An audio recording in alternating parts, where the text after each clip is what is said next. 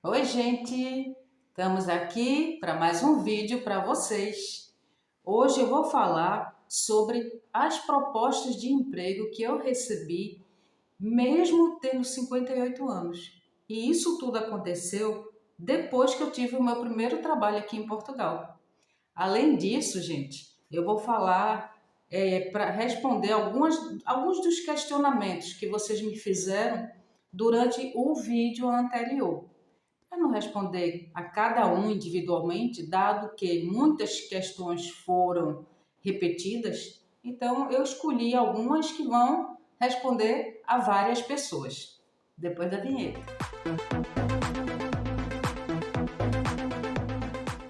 Então, gente, voltamos e eu vou falar para vocês, como eu disse antes da vinheta, sobre o que aconteceu depois que eu tive o meu primeiro emprego em Portugal.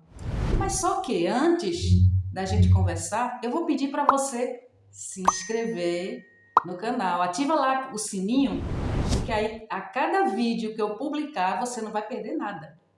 Você vai ser avisado.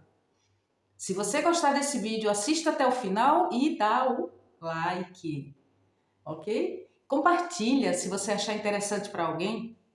Então vamos conversar. Bom, para quem caiu de paraquedas aqui no meu canal, né? Porque sempre tem alguém novo, graças a Deus, que de repente cai aqui de paraquedas. Eu sou Ana Paula e eu sou professora universitária aposentada no Brasil. Eu vim para Portugal no dia 7 de novembro do ano passado, de 2022. Ou seja, estou completando praticamente um ano daqui a poucos dias, estando aqui em Portugal. Eu vim para Portugal com meu marido Marcelo na intenção da gente ter uma melhor qualidade de vida em termos de segurança. Voltarmos a ter a liberdade de ir e vir, ok? Bom, primeiro, antes de falar das questões dos vários convites de emprego, propostas de emprego que eu recebi, eu quero responder alguns questionamentos que vocês me fizeram no vídeo anterior e que foram muito interessantes. Então eu vi que muitas das perguntas se repetiam. Então eu fiz aqui um resumo de algumas para tentar responder o máximo possível aqui diretamente no vídeo. Então vamos ver qual foi a primeira. Primeira que muita gente me perguntou é por que eu saí do emprego, se eu gostei tanto do emprego. Bom, gente, eu saí porque eu comecei a ter um problema no meu joelho. Ele começou a doer muito. Então, eu fui para o médico, um ortopedista, e ele disse que eu não poderia, pelo menos por enquanto, continuar com o emprego onde eu ficasse tantas horas em pé.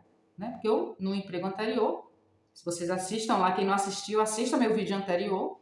Então, eu ficava 9 horas em pé. 9 horas em pé e ia andando quilômetros e quilômetros ao longo dessas 9 horas. Né? Então, o médico disse que, dado o problema que eu estava no joelho, eu não poderia continuar. Eu tinha de dar uma parada para fazer uma fisioterapia e daí ver as condições se eu poderia retornar para esse ou para outro emprego qualquer. Então, está respondida a primeira questão. Segunda questão, por que eu não trabalho num centro de explicações? O que são explicações aqui em Portugal? No Brasil é como se a gente estivesse dando aulas particulares, né, para dar aulas de reforço. Gente, acontece o seguinte, eu levei o meu currículo para vários e vários e vários centros de explicação. Nunca fui chamada, infelizmente. Claro, eu poderia afixar um anúncio em algumas escolas, mas o que acontece é o seguinte, em um dos centros de explicação, o proprietário me falou que os alunos chegam para você e não sabem nem qual é o assunto que eles estão dando. Então eu teria no caso de ter todos os livros de todas as séries, por exemplo, matemática, que eu poderia dar explicações de matemática. Então eu teria de comprar todos os livros de todas as séries para saber qual o assunto que se dá em cada série, para que eu possa, quando o aluno, digamos, primeiro ano do ensino médio, ele chega para mim e quer explicações de matemática. Então eu que tenho de saber o assunto, porque o aluno não sabe, ele chega com um caderno em branco. Simples assim. O aluno não sabe nem qual é o assunto que está sendo dado. Então, você que está sendo o explicador é que tem de saber qual é o assunto. Foi isso que o proprietário me falou. Mas, fora isso, eu deixei vários centros mesmo assim e nunca fui chamada em nenhum dos centros. Outra pergunta que me fizeram, ou sugestão nesse caso, por que eu não coloco o meu currículo em escolas? Gente, para eu colocar o meu currículo em escolas, para eu dar aula em escolas aqui em Portugal, eu teria de primeiro terminar um curso de formação, de professores. Então, mesmo que eu tenha sido professora a minha vida inteira lá no Brasil, aqui zerou. Aqui em Portugal isso não está valendo. Eu tenho que fazer um curso de formação de professor para poder lecionar aqui em Portugal, mesmo em escola. Então não é assim, você chega, você diz que foi professora, você comprova que foi professora durante 35 anos da sua vida, mas sem esse curso você não pode lecionar. Então é isso. Aí, porque também me perguntaram por que eu não ensino em universidade, aí piorou. Gente, o que é que eu tenho? Eu tenho o meu ensino médio validado. Eu validei o meu diploma do ensino médio, ou seja, fiz a equivalência do meu ensino médio do Brasil com o de Portugal. Ou seja, hoje, aqui em Portugal, eu já posso dizer que eu tenho o nível médio, até o 12º ano. Os meus diplomas eu não validei. Por quê? Porque é muita burocracia e para você validar cada diploma, você vai pagar 900 euros. Além da burocracia e da espera. Vocês vejam, para eu validar o meu ensino médio, eu não paguei 1 euro. Não paguei nada. Em compensação, eu esperei. Deixei lá em junho e peguei agora em outubro. 4 meses, gente, para validar o meu ensino médio. Imagina o ensino superior, imagina mestrado, doutorado. Né? Então, eu acho que não vale a pena. Isso valeria a pena, sim, se eu fosse mais jovem e eu quisesse continuar na minha profissão que eu tinha no Brasil, que não é o caso. Né? Eu estou me reinventando. Depois eu vou contar para vocês, ao longo do tempo, o que é que eu estou fazendo. Eu não estou parada não, gente. Eu estou em casa, mas eu não estou parada. Aí depois eu vou contar para vocês o que é que eu estou fazendo, não hoje. Bom, então esses foram os maiores questionamentos que foram feitos durante o vídeo anterior. Então vamos conversar sobre as propostas de trabalho que eu recebi, mesmo tendo 58 anos. Mas antes eu vou pedir novamente, gente, se inscreve lá no canal, ativa o sininho, dá o like, assiste o vídeo até o final, ok? E compartilha. Então, gente, é incrível.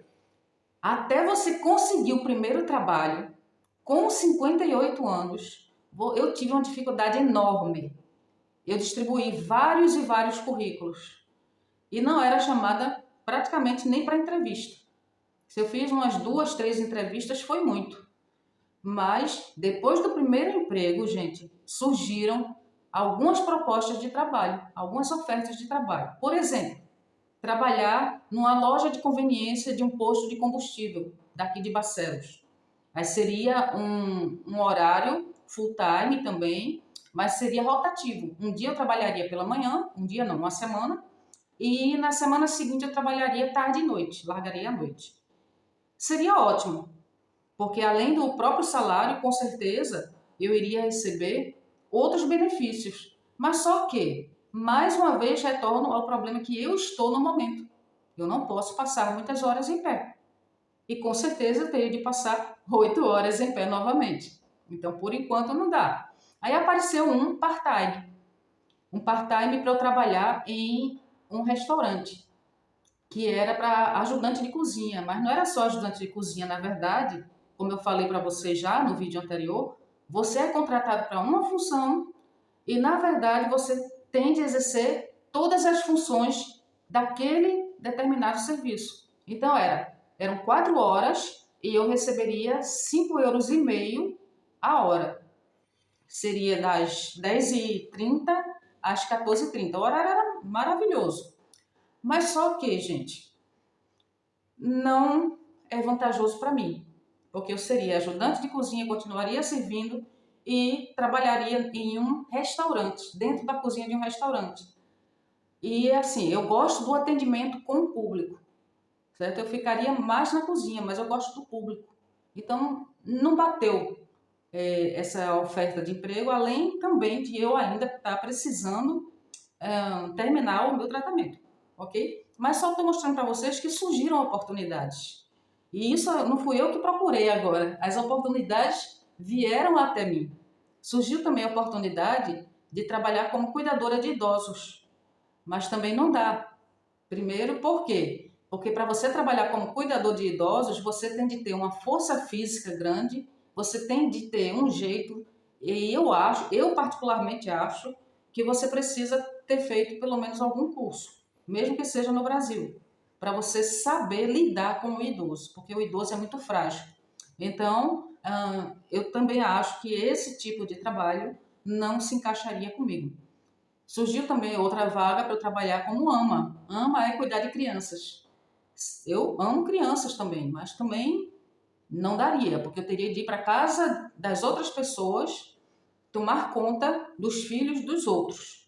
Então isso para mim, se eu pudesse trazê-los para minha casa, seria mais fácil. Mas para eu ir para casa dos outros, tomar conta dos filhos dos outros, na casa dos outros, eu acho complicado. Né? Porque qualquer coisa que aconteça, é uma pessoa estranha que está lá. Então sempre a culpa vai ser do estranho. Ok? Bom, então vocês viram, essas oportunidades todas, elas vieram até mim. Pessoas me disseram que tinham essas oportunidades, que era só eu ir lá nesses locais e eu já estaria novamente empregada. Mas só que no momento a gente tem de aceitar os nossos momentos. No momento eu estou de tratamento para eu poder me recuperar e estou fazendo outras coisas aqui em casa. Então, fiquem atentos. Eu estou fazendo coisas aqui em casa. Eu não estou parada, certo? Eu estou sempre tentando evoluir, ok? Então, gente, concluindo o vídeo, para não ficar um vídeo tão longo, né? O que eu quero passar para vocês é, primeiro, a dificuldade que eu tive de encontrar o primeiro emprego. Então, o primeiro emprego foi aquela coisa difícil mesmo. Mas aí depois que eu saí desse emprego, até quando eu estava lá mesmo, aí surgiram essas oportunidades. Que se eu quisesse, eu poderia, e pudesse, eu poderia ter agarrado alguma delas. Né? E continuar trabalhando e recebendo euros. Então, eu estou afastada do mercado de trabalho de Portugal? Estou.